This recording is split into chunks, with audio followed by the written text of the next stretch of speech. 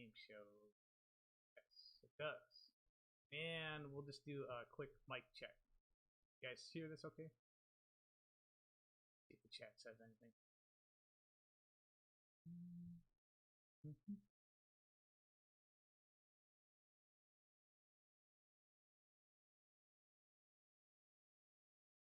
I might have to turn up my microphone.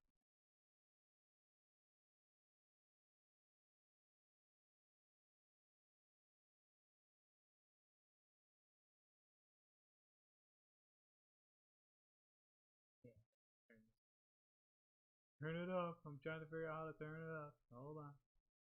Probably should have done this in advance. I'm a professional podcaster. So yeah. Pro MLG.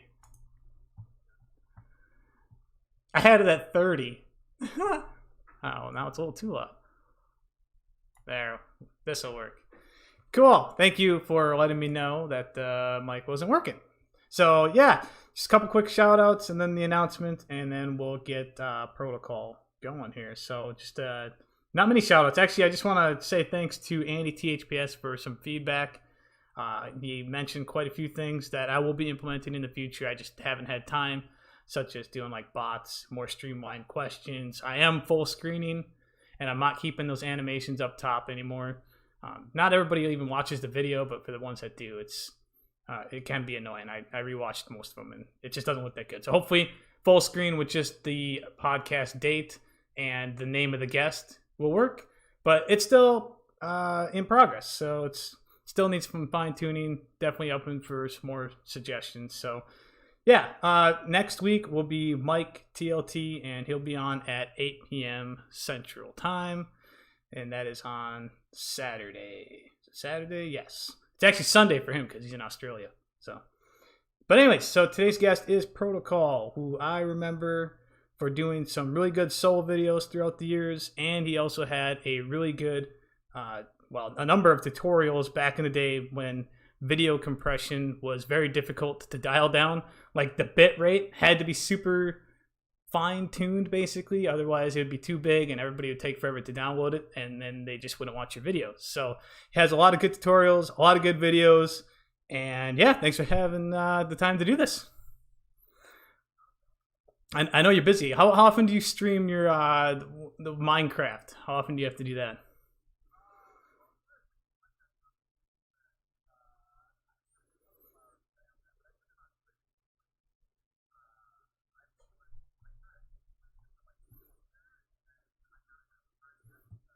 Oh, we gotta. Oh, hold on. I gotta re-ask you that because apparently they can't hear you. Hold on a second. Yeah, what the hell's up with that? It should be working. It says. Let me see if I can. No, that's why I'm wondering why it's not working. Hold on. Headphones, high definition device. Okay, say something real quick. Yo. Oh my god. What the hell? That's really weird. Yeah, it works now. Okay. That's really weird. Like, literally, it said headphones, high definition audio device. And then, like, I just went to the settings and I clicked the same exact thing. And now it works. What? Oh my god. Yeah, that's computers in a nutshell. Yeah, go. Actually, ask that again because, like, the question has now partially left my mind. Yes. So how often, and obviously we're going to talk mainly Tony Hawk, but I am curious because you are a streamer and you have a big YouTube following and all that other stuff. So how often do you have to upkeep on that stuff? I used to do a lot more live streaming with Twitch. There was like a good 2 months there where I was streaming it like every other day, and that was up until about a month ago. But prior to that and now going forward, I just want to be focusing on YouTube. And I don't know, I put a couple of hours a day into it. It really depends on what sort of project I'm working on. Sometimes I'll go a few days with just being lazy, but typically speaking, for the videos that I make, it takes about it takes about an hour and a half to edit each minute of footage, something like that. When you factor in scripting as well. Right. So you like have to write your own script down and then you read it, type of thing. Yeah, that sort of thing. So it's just like, and the reason why I do that these days versus like what everyone else is doing, live playing the game is I get to flesh out my thoughts a lot more that way, and it's just a style of content that I enjoy making. Crazy. Yeah, well, actually, at the end, when we just kind of like I say, at the end of the podcast, we can just kind of dive a different direction depending on how much time this has been going. Sure. But it'd be cool to talk a little bit more about that. Yeah, sure. But yeah, cool. So let's just kind of start with these basic questions. Again, these it's not quite streamlined perfectly yet. I'm trying to have a consistency on the questions that I ask every guest, but I haven't done that. And I just keep thinking of like newer questions I think should be answered. So there's a couple I'm going to ask you that I have not asked other people. So it'll be kind of cool. Sure. But yeah, we'll start with it. What game did you first start playing Tony Hawk game? And then when? And then what game was your first one online? And then did you play dial-up or broadband? So this one's a long story actually, but I'm a Pizza Hut THPS 4.1 guy back from 1999. Um, I think I was like following the exploits of the X Games a lot back then, even though I'm not like a skater and I never have been. But yeah, that was the first Tony Hawk game that I played. I actually played that demo and then THPS 1 quite a bit when it came out. Um, and then I didn't wind up playing THPS 2 too much. And then when THPS 3 came out, I had gotten a PS2 and then that game sort of at the same time. And that was actually my first game that I played online. However, I didn't have like a dedicated room area to hook up like an Ethernet cable to my PS2. And when I first got my PS2, you actually needed that like network adapter for it. And I didn't have that initially, not for like the first year and a half of me owning a PS2. Um, and then so I got to play THPS 3 a little bit online, but that was by the time THPS 4 had already come out, so I didn't have too much experience with that. Um, and then Tony Hawk Underground came out, and I was able to convince my family to get me that. My family was always like, "Well, they're the same game, basically," and it was difficult to convince them that that was not the case. So I got Tony Hawk Underground 1 around Christmas time after it came out, and that was really like the first Tony Hawk game that I really sunk my teeth into while it was the current game. So did you buy that? Did you buy that when it was still $50 or 60 or whatever the hell it would have been? It Brand was new. bought for me when it was probably about that price. As far as the dial-up and broadband question, I've when I was really like a lot younger, I had to deal with dial-up, but as far as on Tony Hawk specifically, I got broadband at my house at like 2001. So as far as Tony Oh. Hawk is concerned, I was always on broadband, but I do know the pain of dial-up. Yeah, So it sucks I balls. I feel like I'm like the last generation of people to really know the pain of dial-up and remember it though. Like that those are days that are just gone. Yeah, we had to endure that pain. I remember hosting with dial-up back on Tony Hawk 4. It was just a disaster. I can't even imagine. Yeah. What would you have like a 3-slot player limit or something if you had Yeah, dial-up? I thought it was 4, and then someone confirmed the other day that it was 3. And then I don't think any observers on Tony Hawk 4, so it's just 3 players. Yeah, and like it was abysmal as it was. You'd be looking at what's going on, and you would see like a frame of someone's movement like every, I don't know, 20 seconds. It was so bad. It was really bad. Playing King of the Hill was hilarious, but Oh my I'll god. tell you what, I was really good after I got used to dial-up and then had broadband. Nice. Cool. So favorite Tony Hawk game and why? Oh goodness. You can't include Thug Pro. That's cheating. Oh no, I wasn't gonna include that. I'm Okay. definitely gonna go with Thug One. That one. I mean, I could argue about how THBS like it was the first game and whatnot, and that was what got a lot of us started. But I gotta go with Thug One. I mean, from a gameplay perspective, it was like aside from like some oddities like double tap grindings, resetting your balance and whatnot, the actual engine was like the perfect engine. I mean, Thug Pro, for example, does a lot to mimic, at least in terms of freedom of movement, does a lot to mimic Thug One, Right. and a lot of people wanted to see a Thug Pro like game on the Thug One engine because it's just universally everyone's favorite, and it's my favorite because it's the most freeing feeling game. It's the best engine out of all of them, I think. Cool. Yeah, it's KSK's favorite was Thug One as well. So Makes sense. yeah, for sure. Favorite player? Oh God, yeah, It's hard to okay. do, and you can list a couple of them. It doesn't matter. It's hard to No, pick just one. But I actually like wrote down some answers to these questions, just so that I would be prepared. And I'm especially ooh, glad because of this one. Like obviously I would be rushing the answer here, but yeah. there's a few answers that I could go with. I would say my number one's probably Mike. Oh, Follow cool. that, Gonzo and Jinzo. For different reasons. I always looked up to Mike, especially like in the very early stages. I'll get into this in a little bit, but as I was getting into improv for the first time, Mike was really someone that I looked up to a lot. His attitude in the community was very admirable. He was very encouraging. You know, he would give, you know, constructive feedback no matter how bad I was. And I always appreciated that a lot. Um, Jinzo was just a good friend of mine, so at least from that standpoint, at least during that era, he's one of the highest up people that I really miss. None of us have contact with him, and I was about to he's ask that immediately. Yeah. Yeah. and Gonzo's the same way. Gonzo's actually one. Sorry if I'm not skating that much, by the way. You can, I don't know. I'll try and skate a little bit. I'm just gonna kind of flip through them. You know, whoever's going is going, kind of thing. Okay, cool. So yeah. But I actually owe a lot of my career to Gonzo. I was getting into video capture and whatnot at the time, and I don't know. A lot of people may not remember this unless they're really paying attention. But you mentioned before how like we were talking about my tutorials and whatnot, and the reason why I was able to make any of those about like how to compress video and whatnot was because of him. Because I was obsessed with getting the best quality I could out of my video captures, and he was like the master of it way before I knew what I was even doing. So he like really like he gave me some of the biggest tips that I could have ever known. I actually still have an old video of his, an old capture sample that he sent me to show so that he could show me what an uncompressed video capture should look like. And yeah, there's so many little stories I could get into because of that. But yeah, I mean those are definitely my top 3, I would say. Cool. I did not know that he was all about the high quality. I just remember watching some Tony Hawk 4 video by him, and I look at it now and it's just horrible. But you know, I don't know if it's because it's on YouTube, so it might have been botched big time. Oh yeah, YouTube, especially back in the old days, YouTube, like the THPS videos were handled like the worst in terms of compression because of just how like the color is on this game versus how it would be in real life. Like it just turns all THPS videos to absolute crap. It doesn't do it so much anymore, but back in the day, man, like whatever you had, it would become like a fourth the quality. Yeah, go Or from like worse. 1080p to like 480i or something.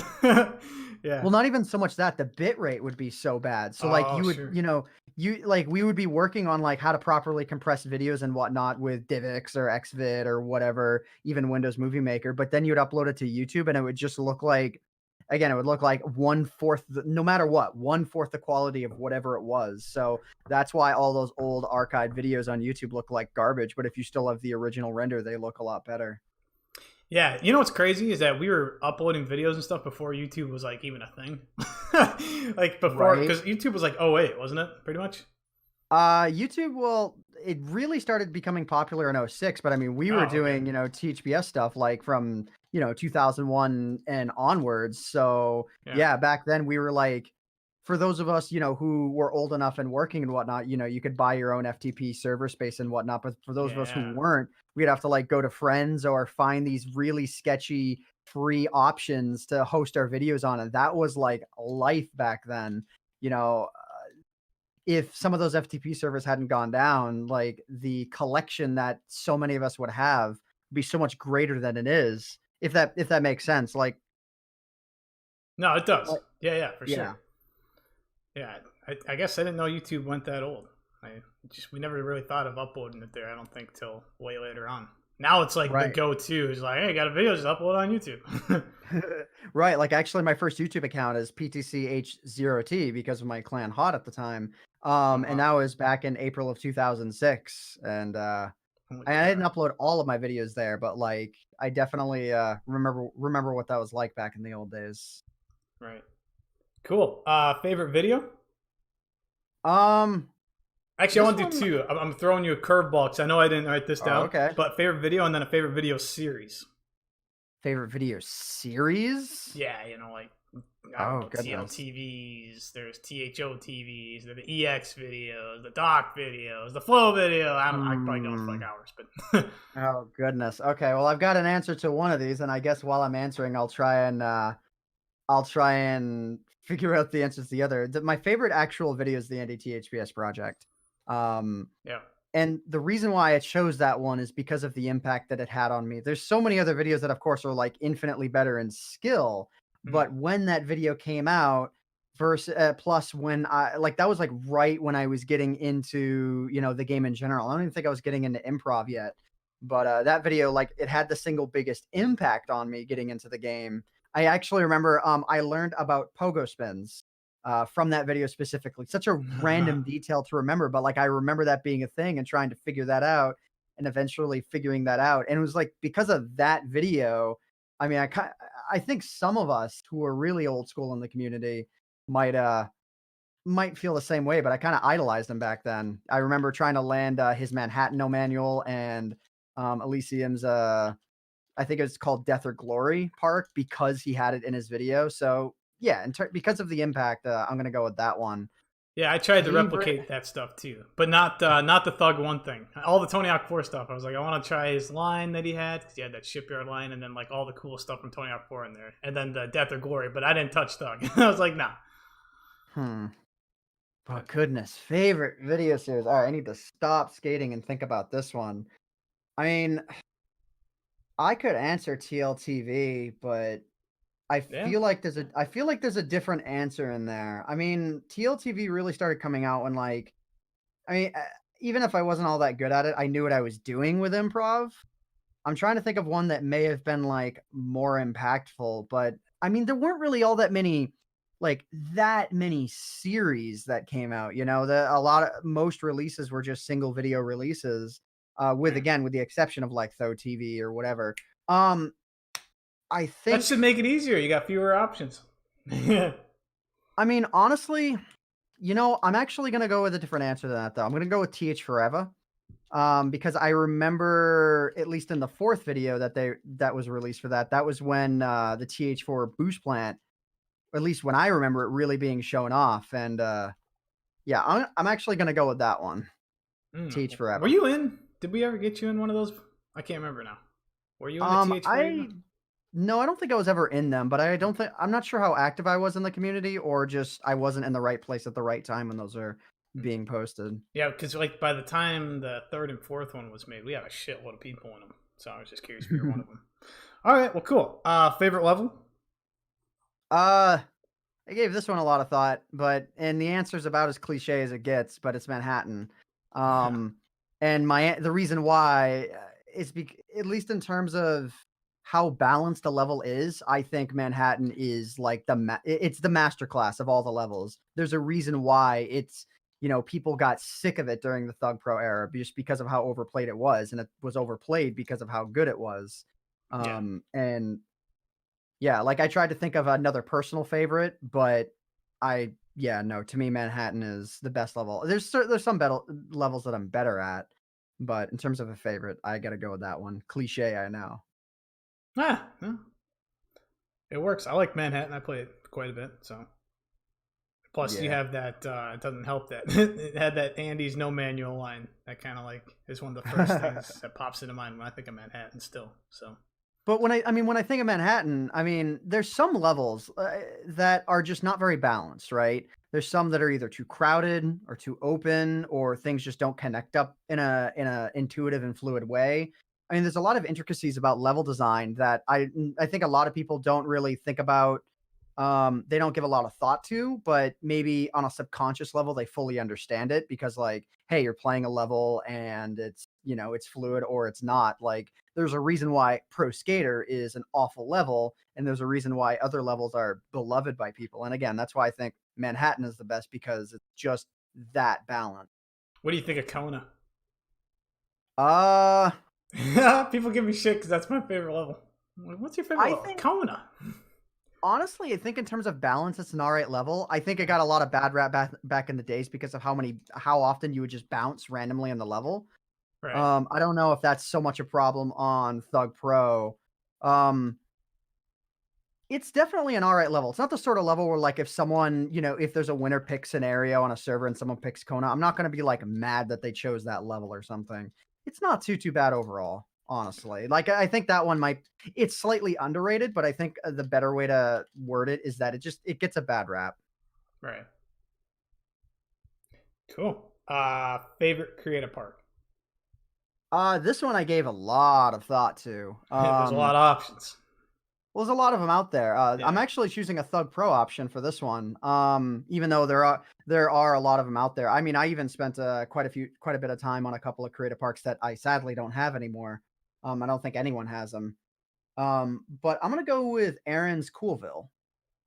It's kind of a weird one. When you look at the level for the first time, you just kind of look at it and you think, "What is this? There's no way this could be good in any way." And then you skate it, and for whatever reason, it's just kind of fluid. It just works. I still look at it and I don't understand why that level works, but a lot of Aaron's levels are like that. And Coolville is definitely up there in the chart for me. Because it's so unexpectedly good. I actually never even heard of it till then, so I'll have to check that out. I'm gonna write it down. I can host Coolville. a little later on if you want. Maybe. Yeah, Coolville. What a name. It's like, yeah. All right. And I guess the last general question before we dive into a little more specific things. Sure. Your best achievement on Tony Hawk Pro Skater, whether it's a video, joining the clan, anything. What's like your crowning thing? Um, there's a couple of answers that I could provide for this one. I think in terms of single accomplishments of my own, I'm gonna have to go with a line that I did in a video from like a year ago, I believe it was, called "Falling from High Places." I did a thing that I called the Downhill Jam Challenge, where Oh yeah. the goal is to get from the top of, at least in Thug Pro anyways, to get from the top of Downhill Jam to the bottom, without air shuffles, without boost planting, or no, with boost plants, but just without air shuffles and without like walking or manualing or grinding or anything like that. So basically, you only do it by sort of like wall rides or wall plants. And that I would say in terms of my own accomplishments, that one was pretty up there. Working with Dudu on the spaghetti, which I think we're going to talk about later, We sure are. was pretty cool. Let's see. I think I have an answer written down for this. I'm trying to look it up here. I mean, joining TLT is definitely up there. I mean, I looked up to TLT since like 2004, right? And it's part of the reason why I aim to improve, or a lot of the reason why I aim to be as good as. Yeah, I'm not saying I'm like a great player. I'm just saying like in terms of whenever I was working towards improvement, it was probably or mostly because of TLT. And not just that, but like the fact that TLT had like the leading improv website and whatnot. The fact that all the players who were in TLT were like the best of the best of the best. So starting to strive for that in 2005 and it taking an entire decade to get in and then eventually getting in was like, I mean, when you aim to do something and it takes a decade and then you Yeah. do it, like that it has to be mentioned. So you literally didn't get in until 2015. Yeah, until it was either late 2014 or early 2015. Because I mean, after the PS2 servers got shut off, and it was like 2008 or 2009. Obviously, the entire community was just kind of like, well, what now? Hosting alternative servers was like kind of rare. It's not as common now, where there's like 5 IP addresses for the Thug One PS2 servers. So I disappeared from the community for a while, doing other things, and when Thug Pro came around is when I started playing a lot again. And it didn't take me long to get to whatever skill level I was at. And I've actually always been kind of better at Thug 2's engine versus Thug 1's engine. I don't know why, but I think that helped a lot because I, got a lot better and I was hanging out with people in TLT because they were all logged into the game, especially, that even that early on. And, people took notice. And actually, one of the clans I was in was EX. Dragon invited me into that, and he was there when I was invited into TLT as well. I remember him being in EX. Yeah. Old times, man. Good times. Very old time. I remember shuffle battling him in Manhattan. Shuffle battling? Yeah, because the guy's crazy. He's super fast at shuffling. But I was still playing Tony Hawk 4 all the time. So I was like, Dragon, I can shuffle faster than you. And I still remember I joined this lobby. And I don't remember who was observing. But they actually gave me the win. I don't know if they were doing me a favor or not. But the guy can shuffle really quick. And he probably still can. It's pretty funny. Shuffle battles. You never done a shuffle battle? No, I haven't. I was just thinking to myself, like, man, I feel like I need to try that with someone, shuffle battling. It's fun. Yeah.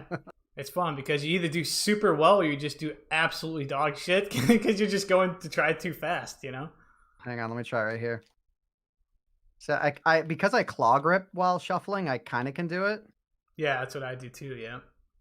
But then, yeah, like you said, it's like you screw it up and then just you look Yeah, like a it's goof. it's you either you do really well or you just do terribly and fly off every time. It's pretty funny. Oh my But god. Dragon was one of those that he can just shuffle consistently every time. So I think they were just like, ah, we feel sorry for this guy. He needs to play this game more. So then they gave me the win. Oh my god. All right. That's fantastic. So that's the general questions. And so yeah, I want to kind of start from the beginning. And let's see, how did I phrase this? So, do you have any first impressions from when you first started playing online? Like, were you playing and then you saw someone just do crazy long combos and you're like, this guy's a cheater? Because I don't know, that was me. Like, what's your first impressions online? Well, first impressions online. Okay, well, actually, my desire to ever play the game online literally stems from the back of the Tony Hawk Pro Skater 3 PlayStation 2. It might be on other ones as well, but on the back of the box art, they showed off like 4 people on the screen at once, and the fact that it was online, and that was actually like I looked at that and I was like, man, I definitely want to try and play this online. By the time I get into THPS 3, there wasn't many people playing, but when I got into Thug, um, I don't think I don't think back then I really saw too many people like doing improv or anything like that. I mean, I was in the glitching scene when I first got into the game. I don't really remember what got me into that scene. I think just for a little while I was just talking with people, and then I saw, like clans like B Goat and whatnot doing their thing. Oh, actually, this lobby just ended. If you want to host one, I'll join it up or whatever. Don't matter to me.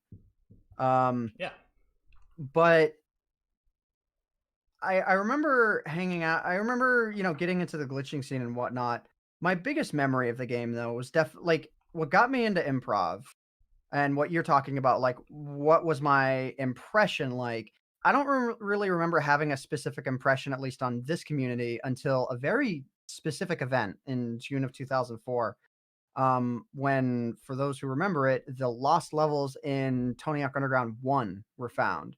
So for those who are unaware, on the disc for Thug 1, there's actually School 1, Downhill Jam, and Philadelphia, but they're hidden and you can't access them unless you either, well, now it's known how to Game Shark them into the menus, but back then what you'd have to do is you'd have to like hex edit the ISO file for Thug 1, and then you would have to like do a thing to patch it so you could take it online. And then when that was found, there was like one person who had that, and it was Gonzo, and I remember waiting like 4 hours for that.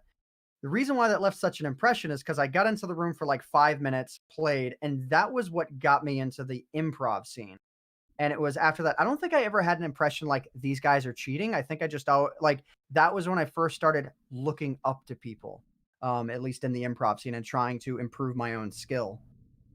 So you weren't one of those that like you saw these horrors getting like a billion points and you weren't like, that's not legit. Well, actually prior to, I think it was prior to B Goat. I was in the God clan actually. It was one of those clans where like you get certain ranks depending on how many points they witness you doing and whatnot.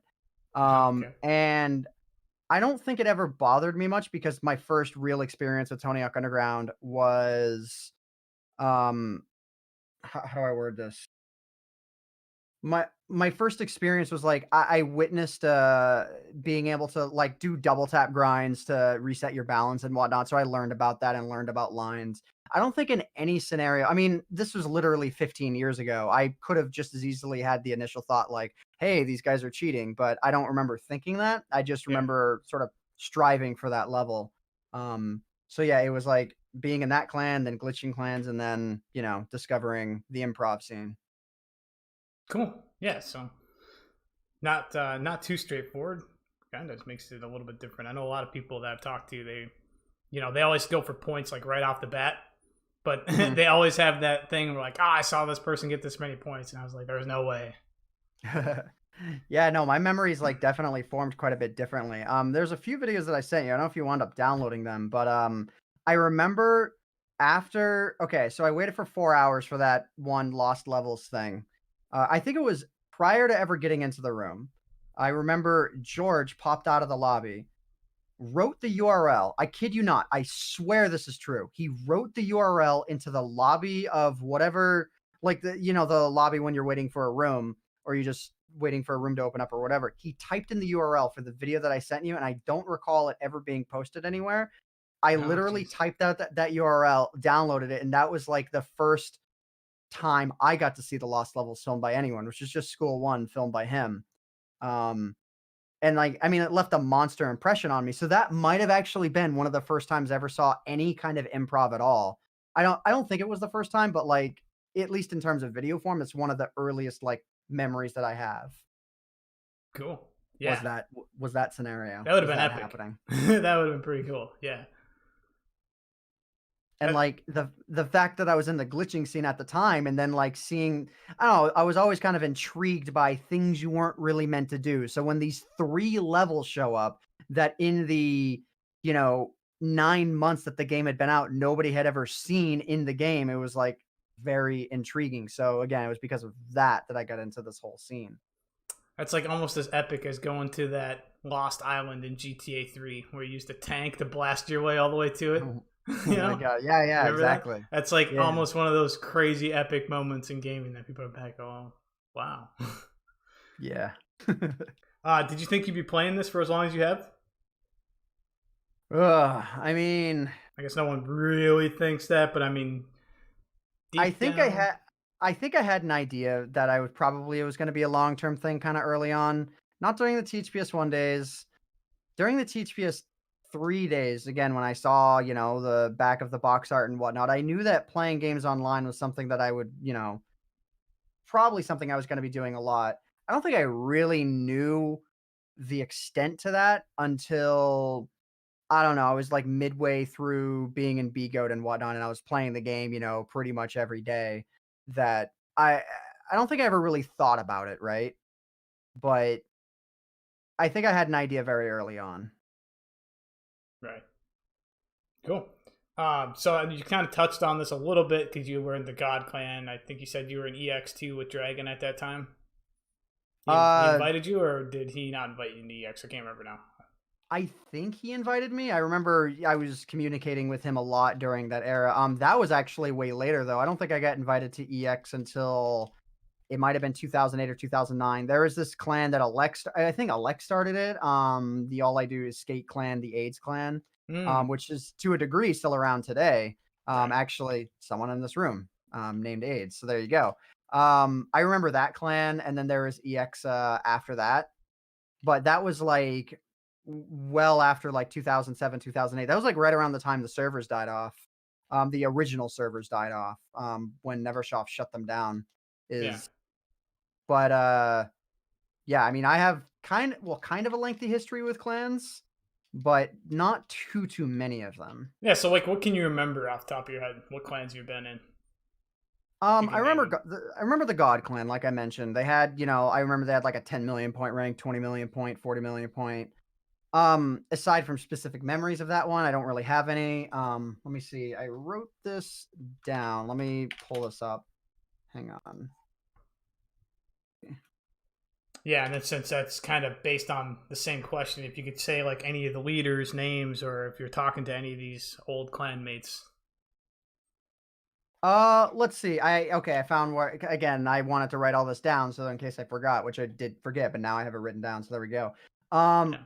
In the God clan, I don't remember the dude's name. I think it was like a two-word name, and the first word was evil. I want to say it was Evil God, but I don't think it was, because having God in his name twice, I don't remember that being a thing.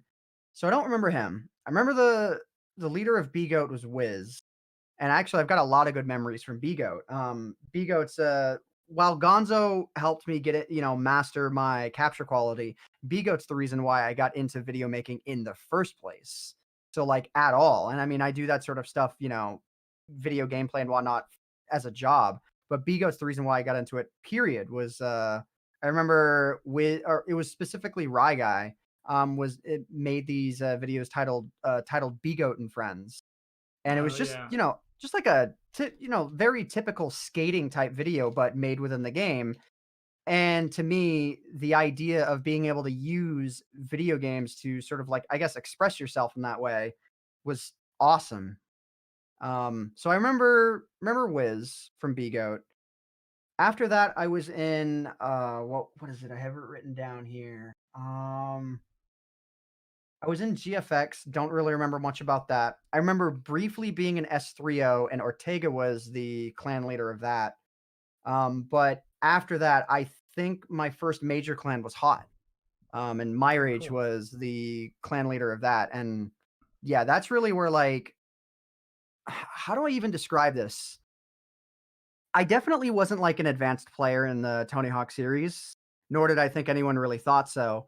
But My Rage was one of the first to notice something, a characteristic about me, and that is the videos I tended to post tended to be a lot worse than what I was really capable of. So he actually like, while in observer mode, captured a couple of lines from me and then posted it without my knowledge. And then afterwards, he invited me to Hot. So that was definitely a very specific memory that I have, like, just, that whole thing, and then, of course, I mean, I could name off a bunch of people that were in Hot. Mm. I mean, there was My Rage, MJ, there was oh god, I have names written down here, but of course, it's all a wall of text here. Yeah. Um, you know, oh, and oh, where do I have this written down, man? Oh, yeah, okay, so My Rage, Silas, Blade, MJ, Jinzo. I think Jinzo had just left Hot by the time that I joined. And then after that, there was AIDS. Alec was the leader of that, and then there was EX, which I believe at the time Dragon was sort of leading. But it's hard to really say how much anyone was really leading clans back then when there was literally maybe one room ever on Thug One because the servers were down and Thug Pro didn't exist yet. Yeah, yeah. It went kind of silent there for a bit, for sure. Yeah. Bombs actually mentioned Silent and Flippy. I mean, there's a lot more people that I remember. I was just specifically naming people from Hot that I remembered while I was there. Silent was there though when I was in Hot, wasn't he? That's right. Flippy, I not sure if I was in Hot at the same time as him. If he was in Hot, I don't remember that specifically. Flippy's a But beast. dude, I Flippy's like one of God. my more fond memories was of him. There was the get there challenges back on the line tub in Thug Live.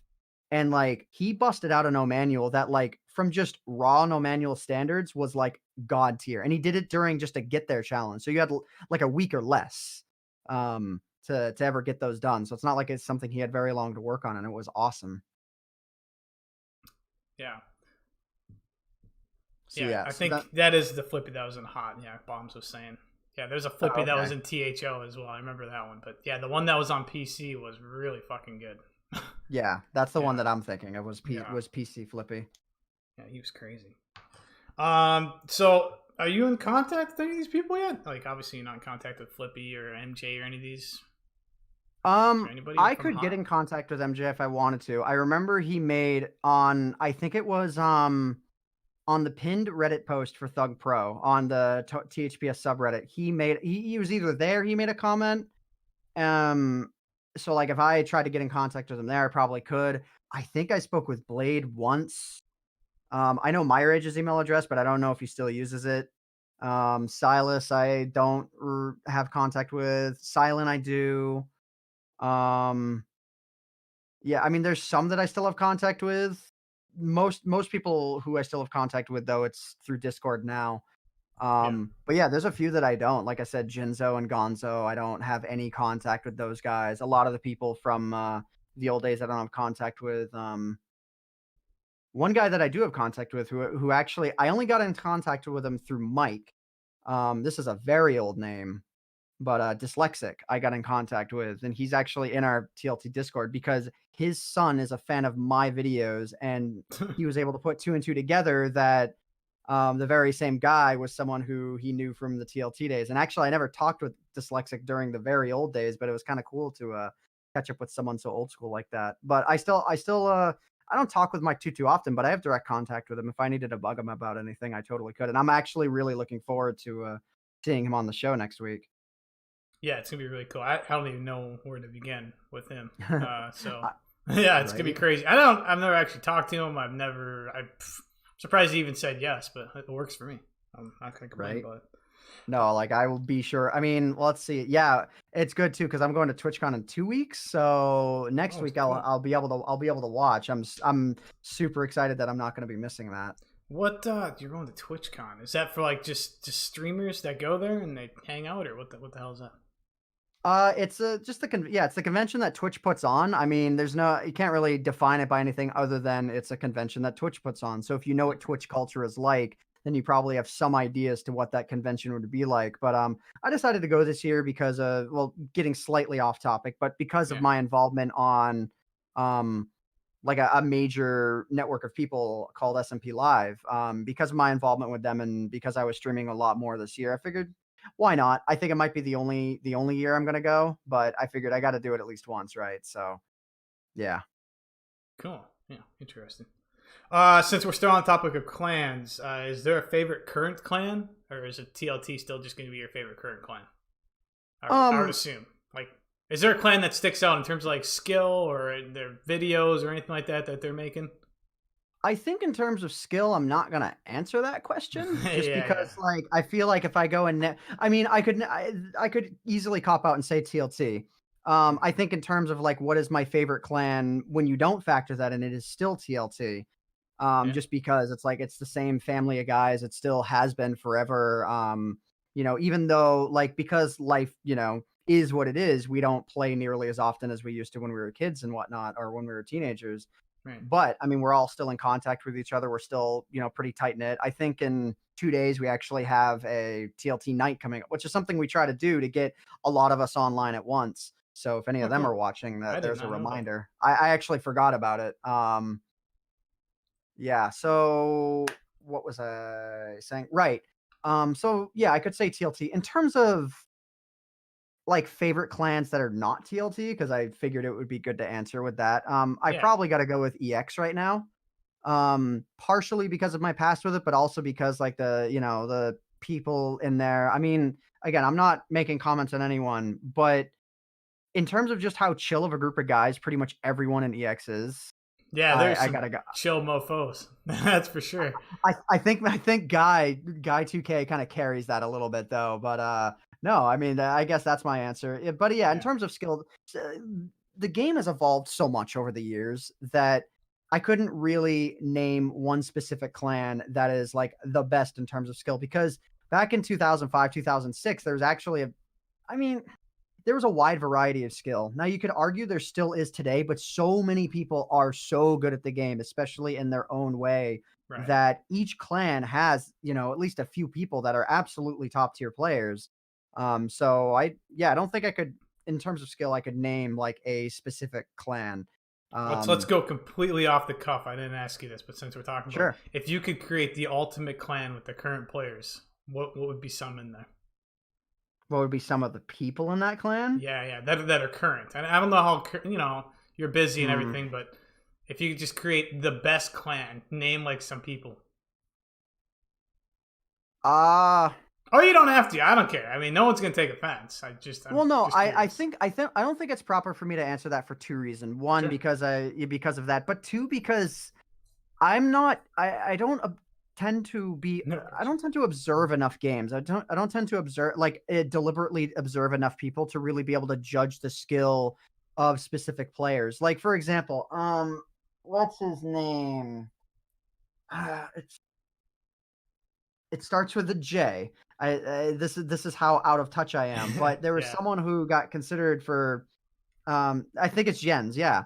I didn't really know much about him until people were like, "Yo, this guy is insane," and whatnot. Like, I didn't really know much about him because I just either happened to not be on at the same time. I thought it was Jens, but I can't be 100% sure. It I probably just was. wasn't on at the same time. So it's like there's so many good players out there that I feel like I would be doing an injustice to those that I don't know by naming people that I do know. No, that's understandable. I mean, if you watched every video and you were on a lot more, then maybe you'd feel more comfortable doing it. But I mean, you're not Yeah, you're not on that often, really. yeah, I mean, Yeah. I was on a little bit more over the past week, and especially so because of some stuff that I've been messing around with. But yeah, like And I'm just gonna say this too, when I'm playing well, my combos tend to be like 2.5 minutes long. I just don't wind up observing anyone because most people are down by the time I'm watching. I would have to deliberately be doing, observer for observer in order to really get an idea of people at that level. Alec would be the better person to ask that question to because that dude, when he's around is on like 47 hours a day. He sees Yeah, everyone, he sees everything. he So does. I would ask him. I will be asking. That's for sure. Yeah. Cool. Um, well, you basically answered this, but so you released the video. When's the last video you made? I think it was Game Set and Match, which would have been earlier this year. Oh shit, I didn't Ever see it. since ever since I released the final protocol, I've kind of tried to release one major video every year. I don't know Yeah. if it's mood dependent. When I released the final protocol, for example, I thought that was going to be my last video. It was why it was titled that. Because Mm. I had been invited to TLT, but had not made a video since, and I wanted to sort of feel like I had earned that title.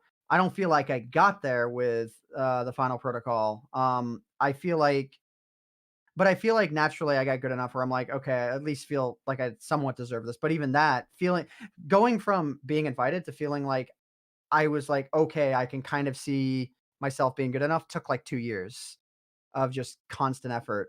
Um, but yeah, so there was the final protocol, there was falling from high places, there was game set and match, and then there was some smaller projects here and there, and then there are tutorial videos and whatnot. But yeah, my last like actual project was about 6 months ago. Okay. And then you're working on one now. You think? Sort of. I mean, not really a project. It's actually a video that I'm not even making, just sort of, gathering clips for someone else who's making a video. But I haven't even really gathered any because I mean, when it comes to the Tony Hawk stuff anyways, like I'm either wicked focused on it or I'm wicked focused on my YouTube work. And right now I'm absolutely wicked focused on my YouTube work. Especially because the channel itself just crossed 3 million subscribers and like I feel like there's a lot of pressure to hold up, the quality of content I've been doing on YouTube. So I've just been so focused on that. 3 million Um, subscribers. How many of those are bots? How many bots do you buy?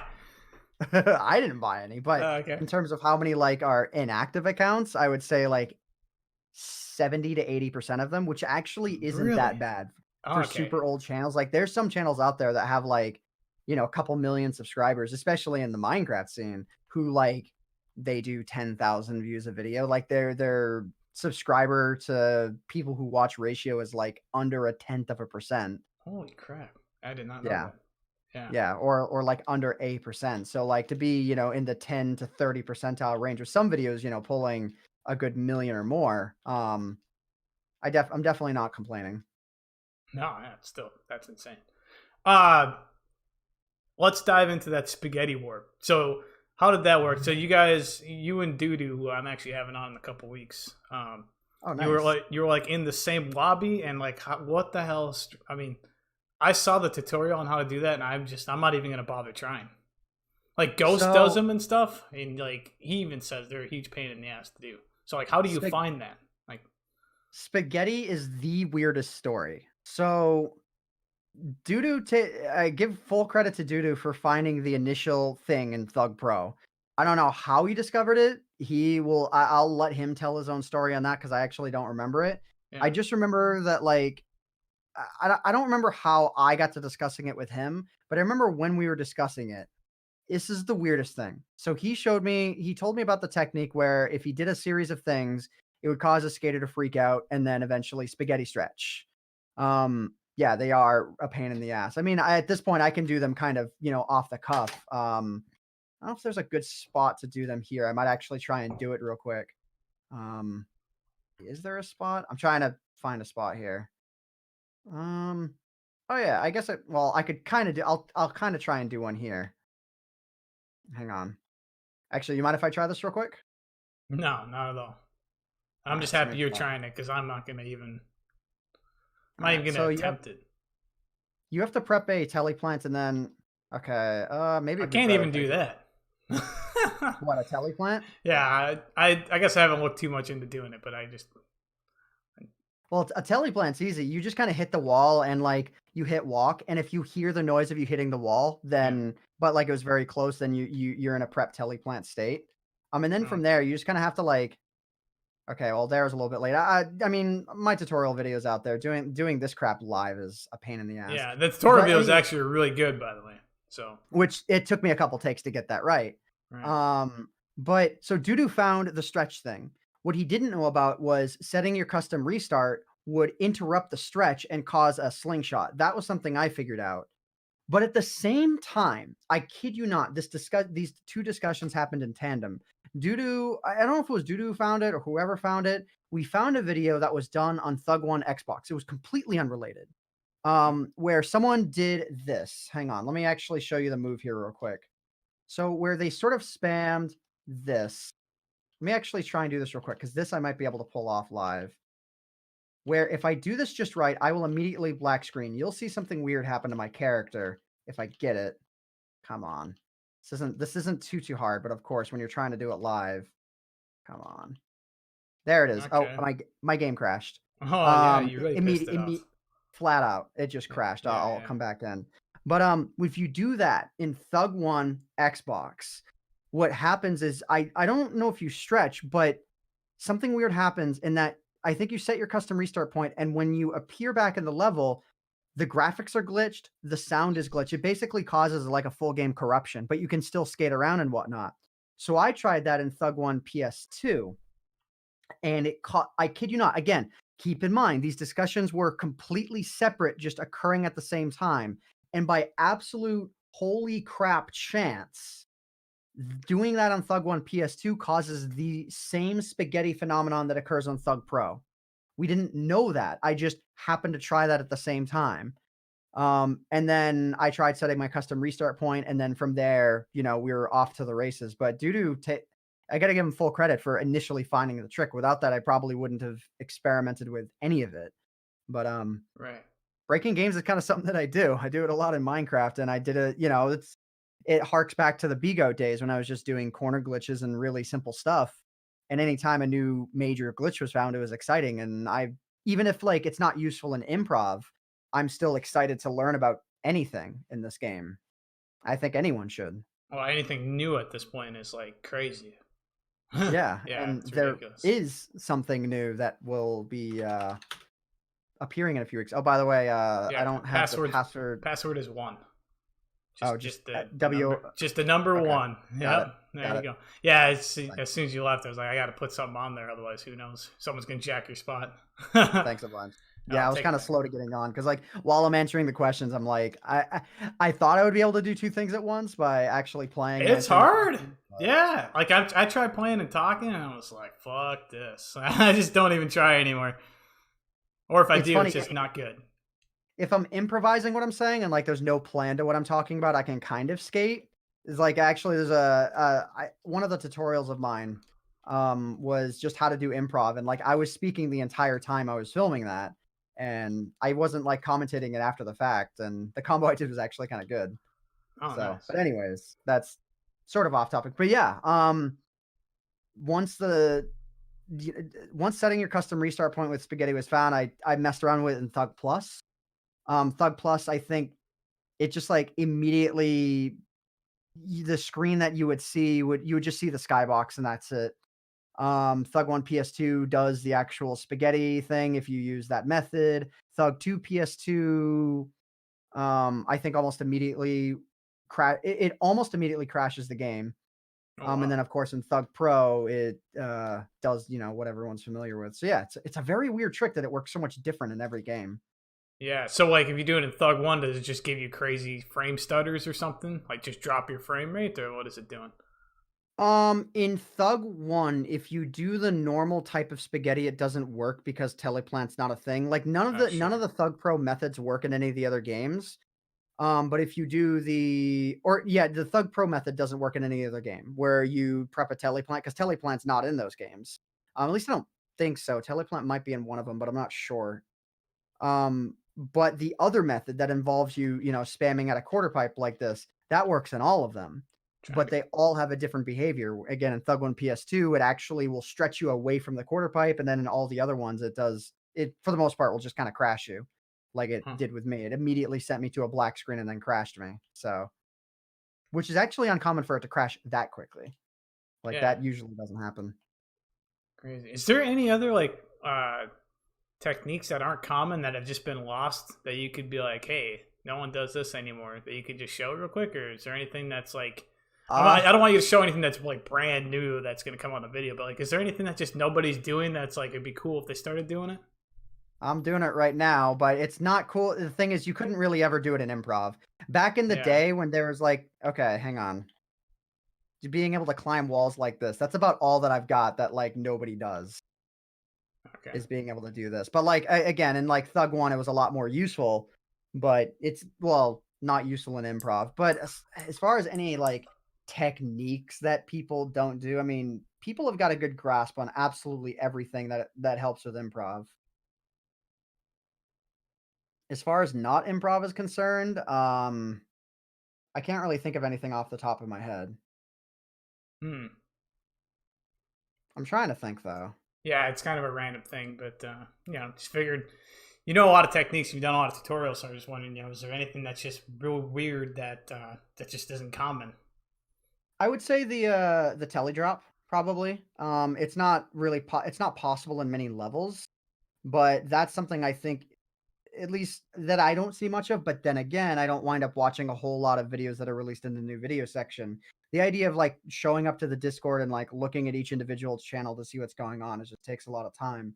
I Yeah, would yeah, love for if sure. something like the old, Thug Live website still existed where it had like a video submission thing. I wanted to get something like that made, but it's prohibitively expensive to get custom web work like that done, going to an actual like person who can do web work and paying for that. That's like very expensive. Oh So, yeah, for sure. Yeah, it would be costly. What's so a falling teleport? What is this? we would have to go the it's called the telly drop, and basically what you do is you get into like a glitched out shimmy state, which I know how to do in college and I know how to do in Manhattan, and then you acid drop, but it doesn't actually acid drop you. It just kind of pops you from the shimmy into a walking state. And then if you go, you have to like prep a telly plant prior to doing that. And then, so like if I prep a telly plant here and then I do it, if you do that, but if you have like the telly drop prepped, you'll Hmm. get launched across the level, like into whatever bounce zone happens to be over there within like 3 or 4 seconds. Okay, so apparently there's Vancouver and Chicago as well. I'm not familiar with where the exact spots are in those levels. Sure. I think Chicago, maybe I am. Vancouver, I think I actually know where that might be. So yeah, okay, so Ghost is saying there's a lot of levels where it's actually possible and yeah, it's a trick that's so weird. It has such a high setup time that I don't see a lot of people doing it, at least in terms of transfer videos. The one person who I knew who took full advantage of it was Alec. Alec dominated that trick. He was a monster with that trick. It's a monster with every trick. He is. uh, so in terms of tutorials that you've made on Thug Pro, can you like do you know a list of them by any chance, or like can you just name all the Um, ones you've done off the top of your head, or is there just too many to even to go there? Well, no, let's see. We've got butt slap, we've got boost plant, we've got air shuffle, we've got telly drop, we've got telly plant. We've got fundamentals of improv, and I think there's probably one other one that I'm missing aside from that. Maybe, but that's all but at least one of the tutorials that I made. And the reason why I like doing the tutorials actually is because when a lot of people explain a trick, they especially like let's just say like neuroplant for example, they just kind of say, "Hey, press these two buttons at the same time and it will work." No, just keep doing it. No, it's easy. No, just do it. It's easy. And while it's easy for those who know how to do the tricks, it's not very easy to do your first time. Like there was a Spider recently came back, and I was teaching him how to do BHRA, just like that, just that exact trick, and he couldn't quite grasp what he Mm, was doing wrong. But people were just telling him, "Oh, just press X and R2 at the same time and hit the ground, it's like, or whatever around the same time, it'll work." right. But what I like doing is figuring out like, okay, how can you identify what you're doing wrong, and then how can you make adjustments accordingly once you realize what you're doing wrong. So like with BHRA for example, if you're pressing the buttons too early, you're just going to do a pivot because your ollie button gets canceled, so all you get is the pivot. Whereas if you do it too late, all you either get the trick or you just get an ollie because you were too slow to press revert. So that's sort of being able to explain those things and show like an actual controller mapping. I to me that's the sort of crap I would have wanted. So because I would have wanted that content, I felt compelled to make that content so that other people could take advantage of it and learn as a result. And more than I would have expected, I've gotten quite a few comments from people saying like, "Hey, thanks for your tutorials. It helped out a lot." So, I mean, Yeah. that was the goal, and I'm glad that I made them. There's actually maybe one or two that I still want to make. I want to remake the boost plant tutorial because I'm still not that good. I know Guy 2K is a monster at this. Doing the let's see, let me see if I can just do it real quick. No, I still have trouble with it. Doing the Thug One boost plant from midair. So this one right here, where you do this, Right. I have a lot of trouble pulling that off from midair. So that's something I would like to be able to do, and then be able to explain that, and be able to explain a version of the Thug One boost plant that I could not do when I made that tutorial, and that was how to do a special trick properly in the wall ride itself. So like okay, well that's just a grab trick, but let me see if I can do it real quick here. Yeah, that. So being able to do a special trick, which, and being able to hold those tricks so you can get insane air. I mean, it matters less now because back in June of 2018, the game was gimped in a way where you could no longer do like an infinite boost plan all the way to the sky. Right. But I still think it's important to be able to do those tricks. The more you understand the game, I think the better, no matter what. Yeah. What do you think of that? The taking out the you used to be able to just do like shit tons of them, like you say, and basically just hit the ceiling. I think it was the single worst update the game has ever seen. I think Yeah. graphically, some of the ideas that they had, like the free spectator cam, that was amazing. The new lighting engine, you could debate that either way, but I think it's, cool, whatever. There's a lot of good features, but then I feel like someone who just was afraid of fun somehow got control of that decision making process and was like, hey, kill this fun. And I don't know, just seemed like an arbitrary, dumb decision that nobody was bothered by except for the one person who was able to, say anything about it. Same thing with air shuffle. Like being able to air shuffle across levels is fun. I mean, yeah, sure. Maybe people aren't impressed by seeing it in improv, right? Like, air shuffling 6 times. Like, yeah, we all kind of understand that's not really all that cool, but Mhm. it's kind of an interesting challenge and just cool to have the freedom to be able to air shuffle across the level rather than the game just kind of stopping me. See, I can't do it until I actually land on my board. I Right. can't do another one. I think like at least give an option to like toggle on the old things. Right. And like it would be cool if it was like a server host option. So say you were Yeah. running a tournament scenario where you wanted to disable that behavior. Because I actually do get it. I just don't agree with it because this game has always been known for how free it is, how many options it provides, right? Like as long as this game has been out, like I could go open up my pause menu here and look at a bunch of options that like there's the vanilla game, there's no reason why you'd be able to toggle half of this crap, but you can on Thug Pro. And then just to arbitrarily remove some of that stuff, I'm not afraid to say, and I've said it before, it was the worst decision ever made by this game. And the guy who was largely responsible for a lot of the networking infrastructure for the early game, Chase, would have never approved of that because he believed in the freedom of choice all around. Sure. So Yeah, I mean, even as someone that I don't do crazy high flying things, I was like, it just seems kind of excessive to take that out. Because yeah. like you say, or just like I think if you take it out, just have it so it can be a server option, just like you're saying, just have it be a host option thing. Right. So then, like, oh, if you want to say, hey, during a tournament, either limited air shuffles or no air shuffles, limited boost plants, no boost plants, the game is probably set up in such a way where you could probably even toggle how many boost plants or butt slaps you could, it would allow at once. So it would limit you to only like 2x butt slaps. I bet that would be possible. I'm sure it And would. Yeah. that would be awesome. Yeah. So that's my take on that. That's my hot take for the day. If anyone's been wanting a hot take out of me from this, there you go. If you want the pissed off version, there he is. There All you right. go. So pretty much that nails down just about everything. I got 2 more questions. One, since we are still talking about your tutorials you made, is there any tutorials you made back in like, I don't know, shit, like mid 2000s to like anything before 2010 that's still relevant today? Oh, still relevant today. Right, because like obviously video compression. I mean, that's not still relevant because things have changed so much. But is there anything else that you've made back in the day that people can still watch and be like, yeah, this still benefits me, or is it pretty much just all off the line now? But these new ones that you've made. If you happen to have an old school PlayStation 2, the real fat one, and you're getting discrete errors, my old discrete error tutorial might still be relevant. That video, when it was originally up, got like 250,000 views. It was my first Oh video, wow! I think, ever to go over 100,000. Ever. And that was back in, 2007 or whatever. Right. So that, I guess, but But nothing really on no, Tony Hawk. yeah, none of that. Because I mean, I didn't really make the technique type of tutorials until the Thug Pro era, and the reason why I made those was again because of I knew how to do the controller input mapping on screen. Because again, when it's like when I was wanting to learn how to do some of these tricks, the big thing for me is like, okay, if I can frame advance and see when you press the button and get an idea, it's like, okay, now I need to press those buttons at that time. And then okay, I can do the trick. Or if I get it wrong, I can get a general idea as to if I was too late or too early. So that's the only reason why I made those, because I felt I could explain them better than any of the other tutorials that were on YouTube. No offense, Grand. I'm still super glad that Grand made his tutorials. I just felt there was a large benefit by having the controller input mapper.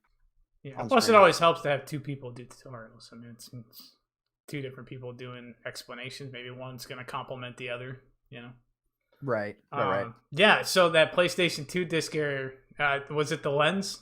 Did you make a tutorial on cleaning the lens? Because I know that's what I had to do. Yeah. It was the Q-tip rubbing alcohol. The Q-tip rubbing alcohol. Yeah. And it's funny too. I remember learning about that from some like Googling for like hours and finding some random video, and finding videos of anything back then was rare, like 2002.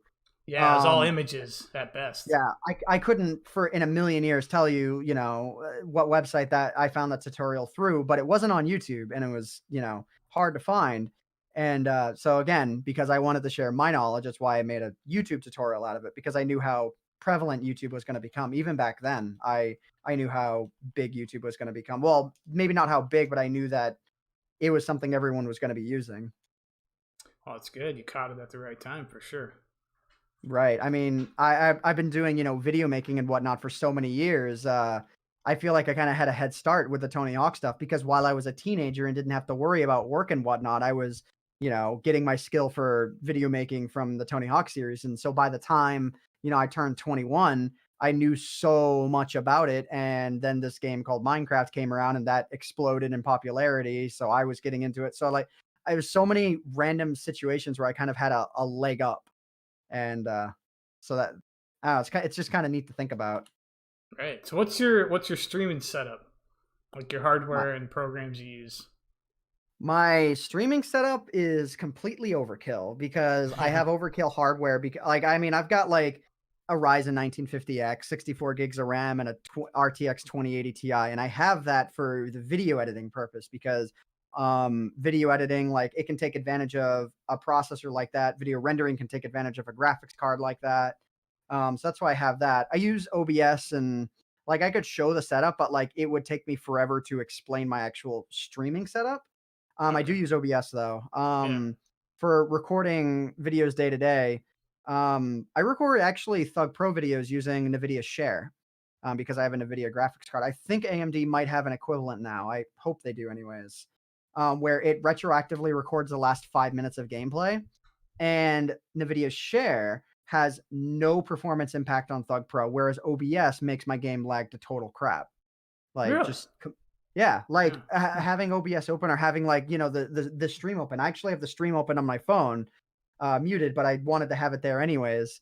And when I had it open on my desktop, I would get maybe, saying you only get 45 frames a second, like, first world problems. But when it's Yeah. spiking between those two frame rates, 60 and 45, it actually feels like your frame rate's much lower when it's spiking all over the place. So it feels like you're actually closer to like 15 frames a second at times. Yeah. But with NVIDIA Share, no lag. And I can just hit a button and save the last 5 minutes of anything that I've done. So I'm actually I'm capping myself 24/7 on this game. Yeah, it's crazy. I mean, who would So ever even thought that was possible? I mean, when we were growing up, we were figuring out how to use DivX and all these other crazy things, and now you have something like it's gone so crazy. DivX, I love it, dude. Yeah, Yeah. I remember using that. I remember an old problem that DivX had, which is why I didn't use it. I used Xvid back in the day, where with DivX, your video would look great for about 15 seconds, and then for whatever reason, the whole video would go into like a not a quite a colored static, but it would get very, very grainy for about 10 seconds and then be good for about 10 seconds. And that happened with like all Tony Hawk videos that used DivX back in the day. But Oh, Xvid didn't have that issue, and that was one of the things that Gonzo taught me to use was that. Xvid. Um, Yeah. yeah, so Tivix, dude. I remember when Yeah. that was like It's the thing. Like the it first like was. HD streaming video website was like the DivX website before YouTube did HD at all. I remember those days, dude. Yeah, yeah. AVI, yo. It's like everything was in Yeah. AVI. Right. Yeah. If you use WMV, it's like it's not that you wanted to make a poor looking video, you just didn't care. But if you used like AVI back then, like that was just the way to do it Yeah, but you had to do to it get just quality. perfectly. Otherwise, your freaking video would be like gigs and gigs of size. So you had to like know exactly what to do. Otherwise, it'd just be too big or it wouldn't be good enough. And it's like, Jesus. Well, that's part of the reason why I was so obsessed with getting video quality right. Because back in the day, I think this is kind of an arbitrary thought, but I had the idea where like it was preferable to have your videos be 5 megabytes per minute. So what I always tried to be mainly because I remember Gonzo's videos were 5 megabytes per minute and his quality was so good and everyone else's videos were quality was so much worse and they were so much bigger. I'm like, how is Gonzo doing this? I figured out why because he used a 640 by 480 capture card. And, and if you take a raw captured footage of that size and you downscale it to the resolutions we use, 320 by 240, it would still look very sharp and very good. Um, so there is that. But yeah, aside from that, I think that was a lot of the reason why I wanted to get my video quality looking so perfect back then was because I wanted to like make my quality as good as it could look at 5 megabytes per minute of footage. I don't know if I'm boring anyone to death by explaining this, but I mean, that's a lot of my early memory of the game was that I actually remember one memory specifically. It was during I4, right after round 3, going into the semifinals. It was when I got my capture quality perfect. It's when I nailed it for the first time, and I really wanted to capture the semifinal for I4 because I captured round 3, I4 on Thug 1, and the only problem with my video quality is that I oversaturated the bejesus out of all those videos. Once I didn't do that, my quality was perfect. I was so happy with it, and, yeah, it wasn't really a point to me saying that, just that was right around the time when I got it right. Did you capture with S video or did you use composite? I've always used S video. Yeah, yeah. Everyone thought I was crazy when I was using S video. Like, oh, it's not better. I'm like, yeah, it's better. It's better. Like, I don't know. You can plug both into a capture card, look at text, and see the difference. Like it's night and day. And yeah, I mean, S video is like pretty good, especially for only 480i captures or 360i captures or whatever. Um, Yeah, you could it's a night and day difference. Like, actually, I have Thug 1 running right now on my PS2 and composites plugged into the TV, but I'm actually capturing with S-Video, just like I used to do it in the old days. That's funny. You still have it set up. Yeah, I don't. I Yeah. got all sorts of shit back in the day when I was vouching for S video because I think what it was is people didn't want to use separate cables, so they're like, composite has your audio, video, everything, and then with S video you gotta have separate. But I always did S video and then like optical out, so it was perfect. Oh, so you were optical out back in the days. Oh my Oh god. yeah, I was optical out even up to PS3. I did optical out for sound Oh because I didn't goodness. have the HDMI ARC, so I had to. But I was still like an audiophile, and I still am. But just all the hoops you have to jump through to use that old equipment. Nowadays, we're so spoiled. Everything's just literally like one cable or wireless for everything. It's just, dude, I didn't think we would be where we're at now, and this is only the beginning. It's just like, holy shit. Right, and these days, like, your file size doesn't even matter that much. The only thing you have to worry about is how long does it take to upload to YouTube, right? With the But processing, man, that's the biggest thing. Like, I got a gig up and a gig down. Whether it's actually gonna utilize that is dependent on the server. But the processing on YouTube, how the hell do you handle that? That would drive me nuts. yeah, I mean, I can't even imagine how many servers they have for that. But it's awesome though because the barrier to entry for making videos is so much lower than it used to be. I mean, we all had free capture software and whatnot back in the day, and a lot of us were editing with Windows Movie Maker, right? But even Mm, now, like you can get professional video editing software for free, DaVinci Resolve. You can get professional capture software, NVIDIA Share or OBS free. yeah. And you can make some insane quality videos. Oh, speak of the devil, Alex showed up. Actually, he was gone for a little while. Cool that he's back.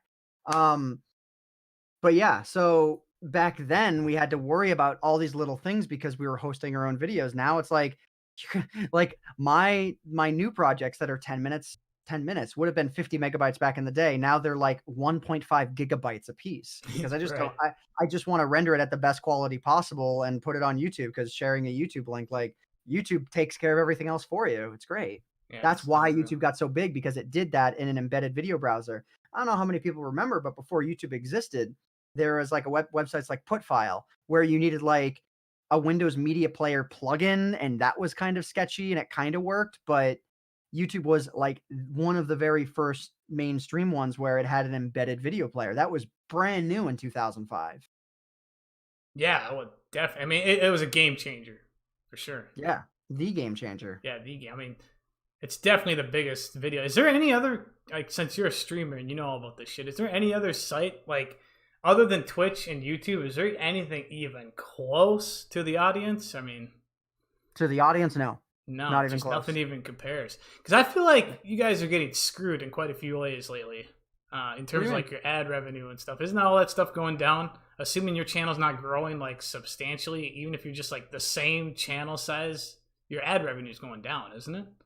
Um, for me, the story's a little bit different. I know there was the YouTube adpocalypse that, really started like a while ago, and any channels that were even remotely controversial saw Yeah, like half or more of their videos get demonetized. yeah, they were I've been shitting their very pants. fortunate in that because of my style of content, especially what I've been doing lately, it's all while it's not made to be like, LOL for kids, but it's made to be very family friendly content. Both kids and adults can watch it and enjoy it.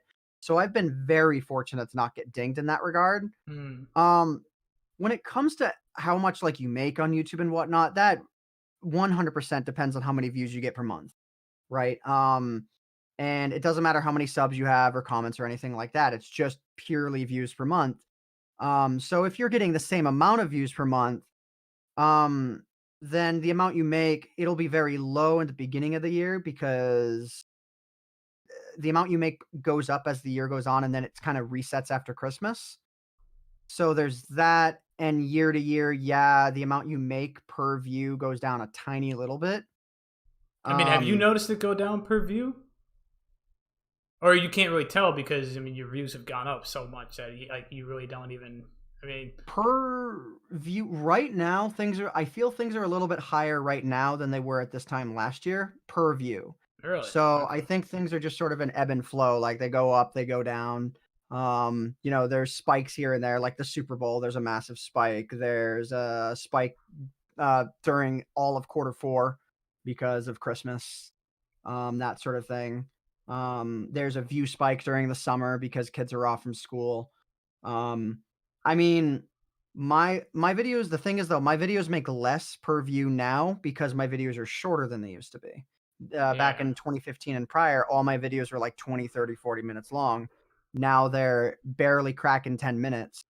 And that's mainly because if your videos are under 10 minutes, YouTube completely buries them 90% of the time. So if your channel or not your channel, if your video is 10 minutes and longer, do you get more ad revenue just because Yep. it's 10 minutes or longer? Like, what if it's 9 minutes and 59 seconds? Then you get less. It's Really? like it's like a 20% difference roughly. The reason That's being is because videos over 10 minutes long, you can have post rolls. You can have ads that play after the video is over, and during the video. So in the middle, if you've ever gotten an ad in the middle of a video, like a full on ad, I try to not be aggressive with those. Some people are aggressive with them. I put one after my intro. But yeah, what was I saying here? If your video is under 10 minutes, you don't even get that option. YouTube just right. doesn't give you that option at all. I guess, and they just put a hard cap at 10 minutes, and that's just they Yeah. just that's And their hard cap. I get it.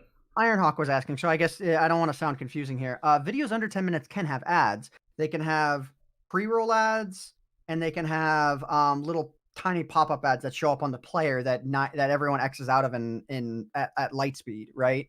Um, those are the ads you can get on videos under 10 minutes. And yeah, they make a bit, but ads at the end of a video make way more because that viewer is deemed to be more engaged because they saw more of your video. So the ads pay a Mm. lot more for ads that run at the end of a video. Huh. Do you think there's a wall coming? You know, like, do you think it's eventually, like, in the next few years? I mean, do you see it just keeps growing? I mean, to me, anything that blows up that much that quick seems like it's gonna fizzle out sometime. Do you think? I mean, do you think it's gonna be the same in a few years from now?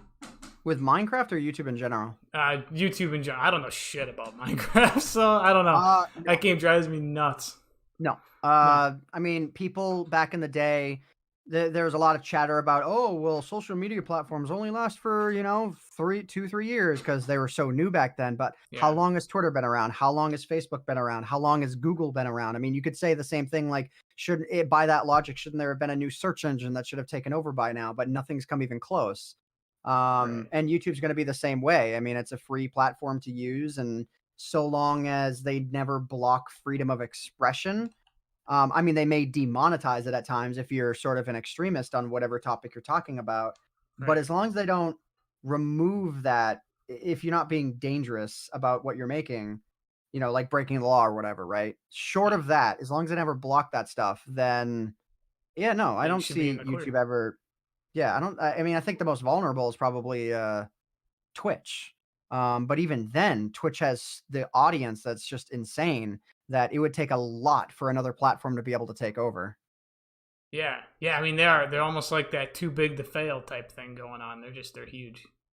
Yeah.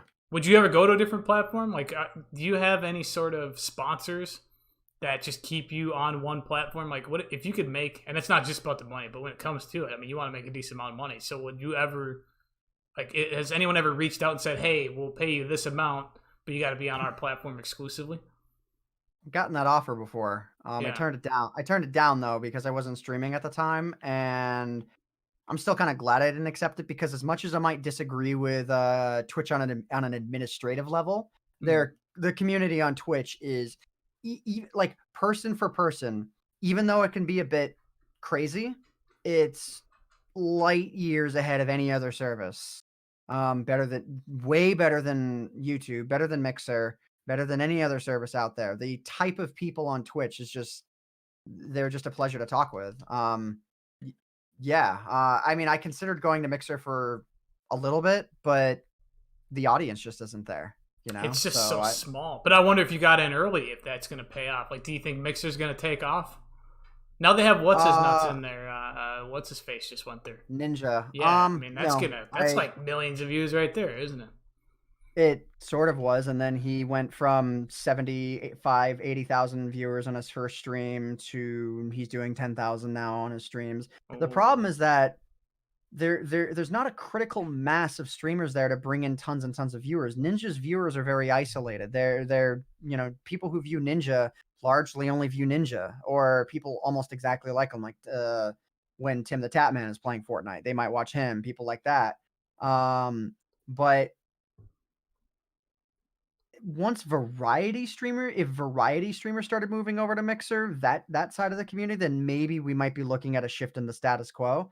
hmm. But I mean, Twitch has been screwing up in a lot of ways, but I still don't think they've been screwing up in enough ways to really shoot themselves in the foot yet. Yeah. Plus, it's Amazon, right? Amazon is Twitch. They bought them out. Well, Amazon's why Twitch has administrative issues. Oh, really? They fired the majority, if I recall, allegedly, just so I don't get friggin' brought down for defamation. But to my knowledge, Amazon fired a lot of the top people at Twitch who made Twitch what it is, and now everyone who still works at Twitch is running around like a chicken with their head cut off because they're not experienced enough for their jobs. So there's so many administrative problems on Twitch. People getting banned for things they shouldn't be banned for, people not getting banned for things they should be getting banned for, really questionable decisions like banning people who have too many subscribers per viewer on their stream. I kid you Oh, not, that's people have been really banned just for weird. that because How does that work?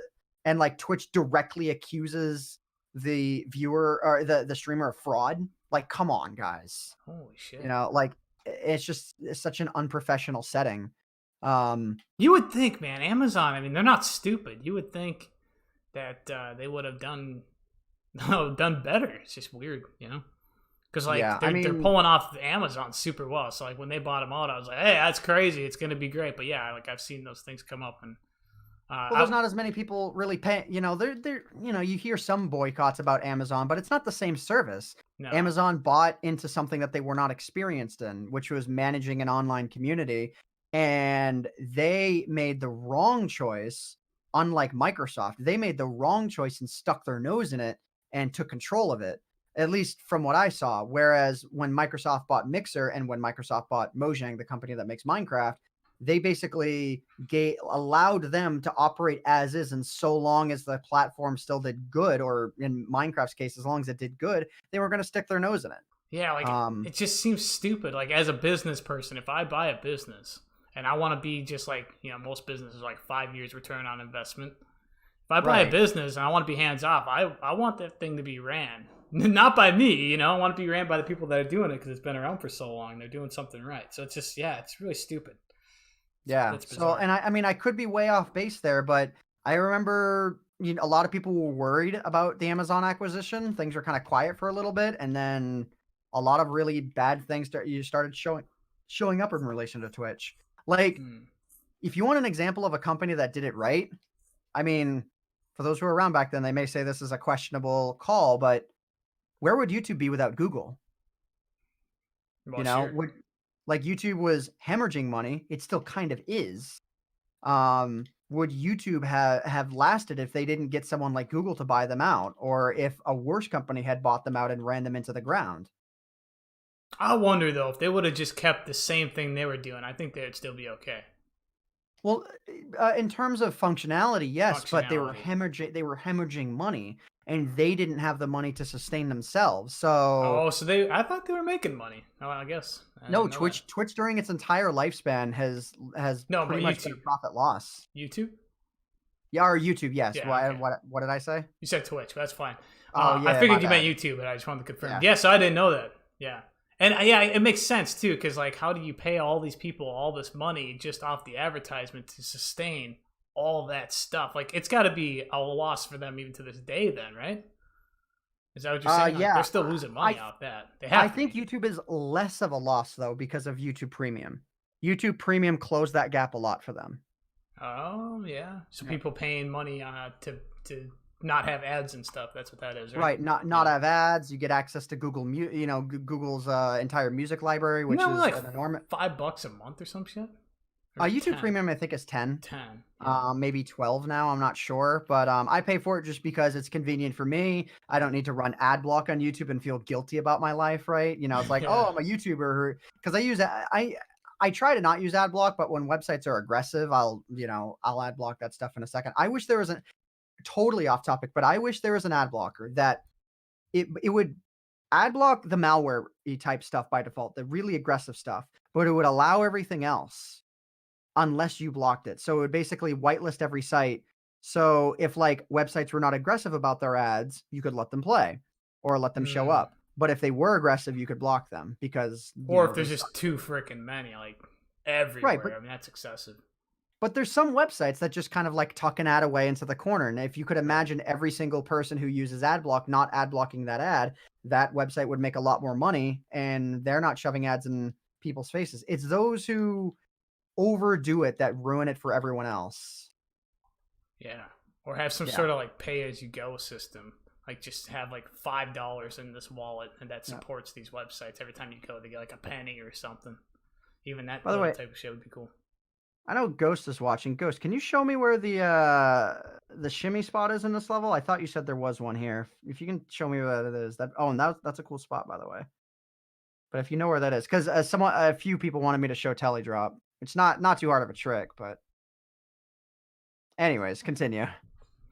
Yeah, no, I mean, I pretty much in terms of Tony Hawk, I knew about an hour-ish on Tony Hawk would probably be right for this one. So, Mhm.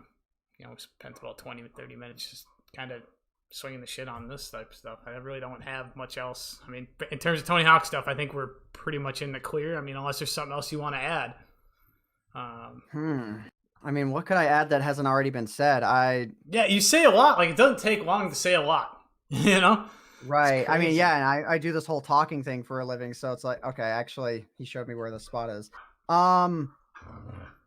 What could I say that hasn't already been said? I mean, I probably would have a lot more to say if KSK didn't have the amazing podcast that KSK had, right?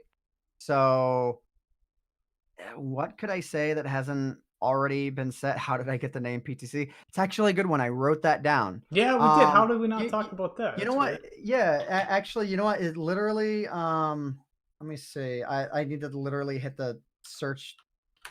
Okay. Wait, did you type these up or did you write them down? I typed out general answers so that if during the podcast I forgot, I could at least reference this and be like, okay, get myself on track. Man, I'm super old school. I write these by hand with a fountain pen on paper. So I'm like dipping ink writing these questions. It's pretty hilarious. Oh my god. Yeah. I had a lot of names throughout the years actually. So someone asked about pRoToCoL. I'll mention hang on one sec. My first name was Funk on this game. And I used that until I tried to show off some glitches to some of the guys in BGoat, but like I didn't really know what I was doing, so I didn't have much to show them. Changed my name to Zim because literally I didn't want to be identified as that guy who showed them nothing. Did the same thing as Zim, changed my name to Flip. And by that point I knew what I was doing. Biz will know my name is Flip from way back in the day, getting into BGoat. And then after that, I changed my name to Goober for like a week. I did that because I saw Narkill's name and I straight up went to the same reference. I was like, well, I remember seeing that in Jackass. Let me look at that for a cool name. Because I was never creative in that regard way back then. I was 13, 12, whatever. And then I changed my name to pRoToCoL off of a suggestion from Hen for people who remember that guy's name. If people remember Hen and Aaron C. Hen's just named the name pRoToCoL, and that's why I was named pRoToCoL. And then Ant Venom came way later for different completely unrelated reasons. But at least as far as the Tony Hawk community is concerned, yeah, pRoToCoL is literally just the suggestion from a friend. Are you ever going to stream Tony Hawk? Am I ever going to stream it? Not on the main Ant Venom channel. I've streamed it every now and then. I have the Twitch channel PTC TLT. Yeah. I don't know if it has an underscore or not. Is that just you're just not going to do it on the big one just because it might kill off some of the audience? What the hell's going on? It absolutely would. I mean, I streamed GoldenEye for the longest time on the main channel because I was working on some GoldenEye speed runs. Mm-hmm. And it brought the Twitch channel down to like 30 viewers, right? Here's this Twitch channel with 145,000 followers getting 30 viewers, right? So but that's because I didn't care about the Twitch page. I paid no mind to it. Then SMP Live happened on Minecraft, and I started pulling a couple hundred to 1,000 or more viewers on Twitch again. I haven't streamed in a few weeks because I have no passion for it. My passion's for YouTube. Is it more profitable? It's definitely more profitable to do YouTube. Oh, infinitely. Right. I mean, when I was streaming every other day or more on Twitch, I made 10 times as much doing YouTube the same month. Yeah. Doing way less on YouTube because, when you go from pulling, 1,000 views a month, 2,000 views a month, and then you start getting into the millions territory, like that's when things get nuts. And then when you're pulling 10 million or 20 million views a month, like things are nuts. In comparison to anything you could do on Twitch. Now, if you're pulling 4,000 or 5,000 viewers on Twitch and you're getting donations like crazy, well, then that can rocket to be way above what YouTubers can make. But you really have to be like a top level streamer. Whereas on YouTube, there's so many people who operate at my level on YouTube. There's thousands. Yeah. So. Huh. All right, let me try and I'm trying to figure out where I can do this tele drop from, actually. Hang on. I got you. We're spectating you. My gut I'm tells. pretty sure I've seen Oh, a I know telly where I drop can do before, it. but I have no idea. Maybe I haven't, because when you mentioned it, it didn't sound familiar. So Yeah, I know exactly where I can do it real quick. Hang on. Let me see. All right, so let's try that. So that'll work. So right now I'm prepped for a tele plant. So if I literally did the inputs for a tele plant, I would teleport back to that spot where I hit the wall, and that would be it. But if you like, there's a lot of things in this game where if you interrupt it with another action, it like totally just messes. It messes with everything. So if you do this, wow, it's very easy in this level. Now I need to. Where could I do it? I guess I could do it right here. Okay, so I pressed R2 to do an acid drop, but no acid drop happened. So Mhm. now the game has me in this weird state where I'm both prepped for a teleplant and for an acid drop. So it sort of does both at the same time. I may wind up well, I may fail this, but let's see. Oh, okay. Oh, I went to the I should have went to the other side of the level. The wall held me back. If the wall wasn't holding me back there, I would have warped like all the way across the level. So I'm gonna actually try this in a different spot. Let me see where I can do this. Hmm. I don't know. Let me just prep this again real quick. yeah, But yeah, I don't know if there's anything else that anyone else wants me, wants to ask. Then I'm game for it to answer any question. yeah. Let's see. I can look at the chat here real quick while you're trying this, 'cause I know it's hard. You can't really focus on both sometimes. Right. It's actually legitimately very difficult. It's very. I don't even look at the chat when I make sure the mic is working, and then at the end of the stream I'll look, but I won't even bother during the If you stream. throw on moon gravity real quick, I could do it super easily. Yeah, let's do that. It's just because this level's not especially good. If you go to Manhattan, it's very easy. There's a spot in Actually, if you can you switch to Manhattan? I don't need moon gravity for that, but can you switch to Manhattan? Yeah, here we I'll show it off go. there. There's a much higher spot to prep it there, and it's way, way easier. All right. I gotta go up here real quick. You can turn off moon gravity if you want. Yeah, do you want it on, or does it make it easier on you? Makes it a little bit easier. It's kind of cool watching people get preposterous amounts of air. All right, let me climb up here real quick. But yeah, I mean, finding tricks like this, again, even if it's not helpful during improv, is actually like one of my favorite things to do in this game, just period. So, yeah. All right, let's try and prep this here real quick. Okay. So first thing I need to do is just kind of roll off of this, and then okay, this is where moon gravity is going to make it a little trickier. Oh, that might be too late. Yeah, I'll turn off moon gravity now since you're already up here. Okay. Yeah, go for that. Yeah, it's making it way harder to do. Yeah. There. All right, I think I'm in a prep teleplant state. I'm not 100% though, so let me roll off this and try it again. All right, now I'm 100%. So you prep yourself into that teleplant like state, and then you have to go over here where it's a little bit trickier to pull this trick off to get in. Oh, there we go. So me and Ghost, I think, are going to the same spot to prep this. I feel like Ghost wants to do it at the same time that I'm doing it here. Yeah, do All a right, little side by side. We should do like race telly drop. Race to the all right. telly drop. Oh, he's not going to the same Okay. spot.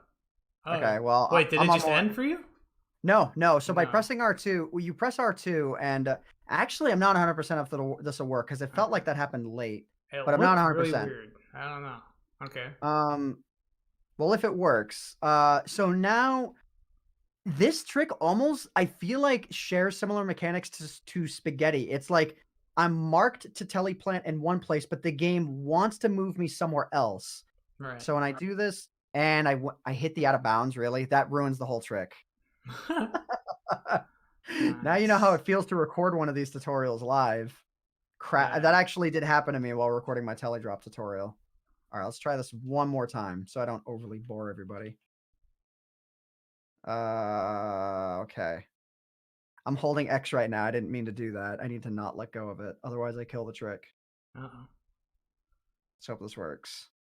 So if you actually acid drop right here, the whole trick breaks. Okay, that was much better. That was exactly when I hit R2.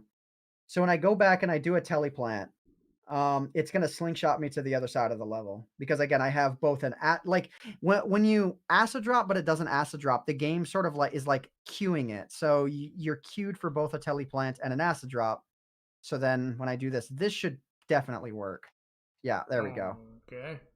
So then it just launches you across the level. If you combine that with a neuroplant, then when the neuroplant ends, it interrupts the slingshot motion, and you can go to like other part. You can like wind up stopping at the other side of the level and then land somewhere weird. Now, another thing that the game gimped in June of 2018 was the neuroplant.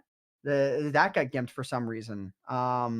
And it doesn't work the same way. So now you can't ollie until like way later. So you can't do that anymore. So some of those amazing tricks that Elect did, you can't even do them anymore. That's just not possible unless you have an old copy of the game. So Huh. there's Too that. bad.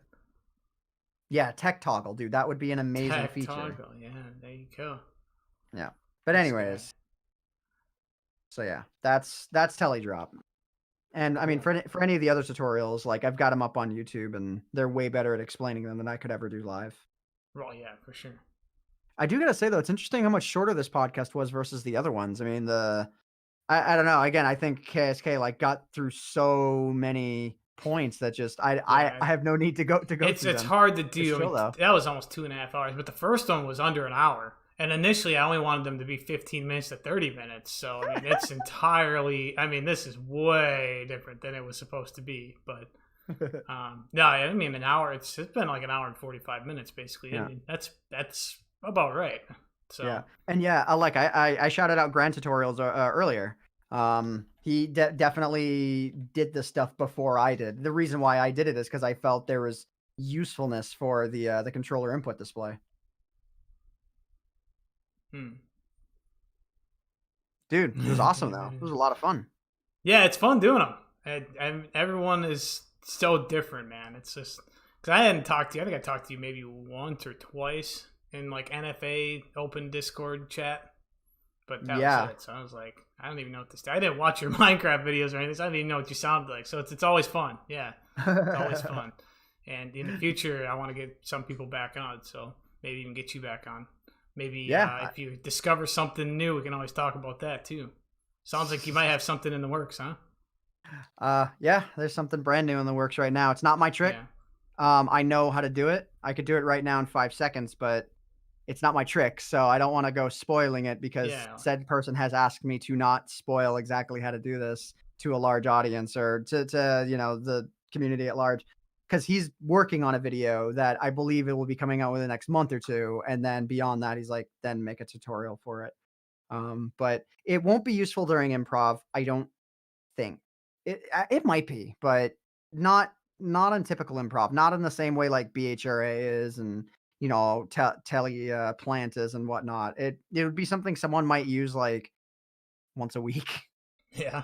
just for lulz, because there's like a high probability it'll end your combo when you do it.